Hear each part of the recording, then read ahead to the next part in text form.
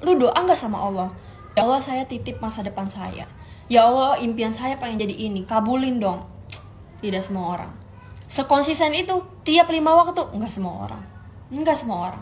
Paling banter-banter gitu ya. Assalamualaikum warahmatullah, assalamualaikum warahmatullah. Robbi firli wali walidayya warhamhuma kama rabbayani shaghira. Dah, selesai. Atau enggak, Rabbana atina fid dunya hasanah wa fil akhirati hasanah wa qina adzabannar. Udah sampai situ aja. Jangan lupakan ya, jangan lupakan ini satu doa yang nggak pernah terlepas dari doa gue. Apa yang gue doain? Ya Allah, saya titipkan masa depan saya, masa depan adik-adik saya, masa depan anak-anak muda seluruh dunia dan seluruh Indonesia kepadamu ya Allah. Dan kuncinya satu sih, selalu mendoakan orang lain. Karena ketika kita mendoakan orang lain kan doa itu kembali kepada kita. Kita doain 1000 orang, 1000 kebaikan balik ke kita. Maka kita lebih cepet tuh nyampainya gitu loh, dibanding kita cuma doa buat diri sendiri gitu. Jadi intinya itu, kuncinya satu. Bagaimana sih caranya sukses di usia muda? First step, go to Allah. That's the only answer that I can give to you ya. Mungkin memang ada ikhtiar-ikhtiar dunia gitu ya, yang mesti kita lakukan. Tapi bertanya kepada Allah itu adalah hal yang tidak boleh kita skip. Bertanya kepada Allah adalah hal yang tidak boleh kita nggak lakuin. So, first thing that you can do, ask Allah. Bodoh amat kalau misalkan lu masih nggak tahu gitu ya, mau ngapain, harus kemana, bodoh amat, tanya aja Allah. Ya Allah, saya tahu nih, pasti lahirnya saya di dunia ini tuh ada maksudnya. Tapi saya nih lagi ngerasa nggak berguna banget jadi manusia. Saya pengen dah jadi orang yang berguna. Tolong dong ya Allah, tunjukin saya caranya gimana. Apa yang mesti saya lakuin? Apa yang kudu saya lakuin? Sekalian ya Allah, tunjukin jalannya kemana. Fasilitasin, temuin saya sama orang yang benar, yang baik, yang bermanfaat, yang bisa bantu saya, yang begini, begitu. Jadi talk to Allah gitu ya. Biasakan untuk talk to Allah atau berbicara kepada Allah. Ini yang sering banget dilewatin mungkin sama anak-anak muda, yaitu merasa kayak ya kita doa sama Allah sebatasnya aja. Loh, kok malah gitu. Katanya iya aneh banget abisan kalau gue doa sama Allah terus gue curhat sama Allah, aneh banget lah. Ya lu yang aneh justru. Bukannya doanya yang aneh, elunya yang aneh gitu. Gimana sih?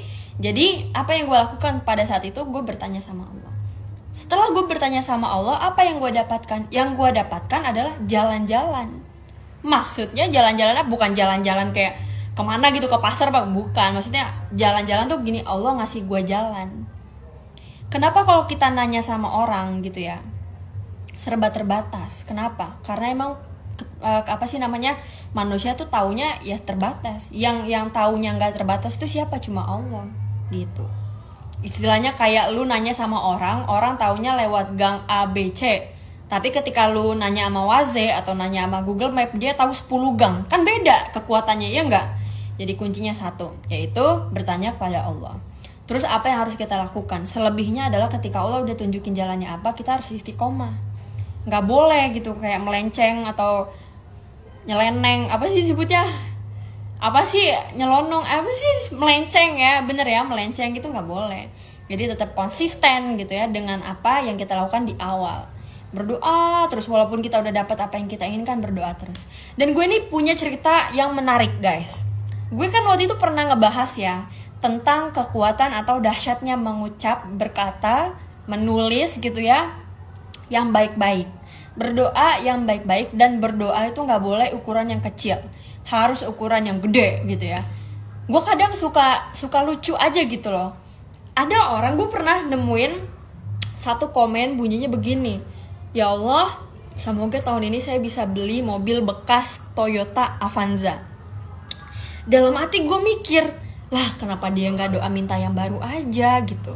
Nah inilah kenapa manusia tuh kadang tetap aja, walaupun kita tahu Allah tuh maha besar, kita tahu Allah maha mampu, maha bisa ngasih gitu ya, tapi tetap ketika kita berdoa, kita mikirin kemampuan kita. Nggak nalar nih kalau bisa beli mobil baru, kayaknya nggak mungkin buat gua gitu kan. Nggak mungkin nih gua bisa beli mobil baru, udahlah nggak usah muluk-muluk. Ya Allah, saya pengen beli mobil bekas gitu. Ya itu namanya lu nggak percaya sama Allah, gimana sih? Padahal kita tahu nih Allah maha besar, Allah maha mampu, Allah maha bisa ngasih lu yang baru, bukan cuma mobil baru doang, bahkan dia bisa ngasih lu pabrik-pabriknya. Tapi kenapa kita selalu minta ukuran yang kecil?